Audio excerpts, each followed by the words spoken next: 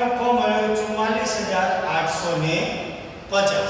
આ 44850 કેવો મળ્યો કે ભાઈ વહેંચણી પાત્ર નફો બંને ભાગીદારના ભાગે છે, ભાગીદારના ભાગે એટલો નફો આવે છે કે ભાઈ દરેક ભાગીદારના ભાગે નફો કેટલો આવશે કે ભાઈ 44850 નો નફો આવશે.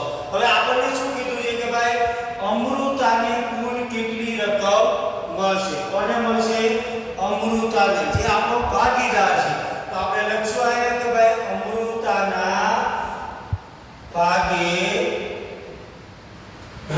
કુલ રકમ, તો કુલ રકમ બરાબર વહેંચણી પાત્ર નફો પ્લસ કમિશન. હવે વહેંચણી પાત્ર નફો એટલે કેટલો આપેલો છે આપણને? 44850 પ્લસ કમિશન આપણે કેટલું ગોત્યું હતું કે ભાઈ 7176. તો આ બંનેનો સરવાળો કરો. હાથ 6 હાથને 5 12 નો બગડ્યો, વિદ્યાર્થી 1 10 ની શૂન્ય, વિદ્યાર્થી 1 5 ને હાથ 12, વિદ્યાર્થી 52026. તો અમૃતાને કુલ રકમ કેટલી મળશે?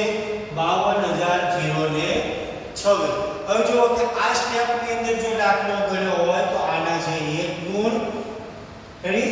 આના પર આવે છે ટીક કરીને 1 ગુણ, એટલે કુલ ગુણ કેટલા થઈ ગયા? 3 એ 3.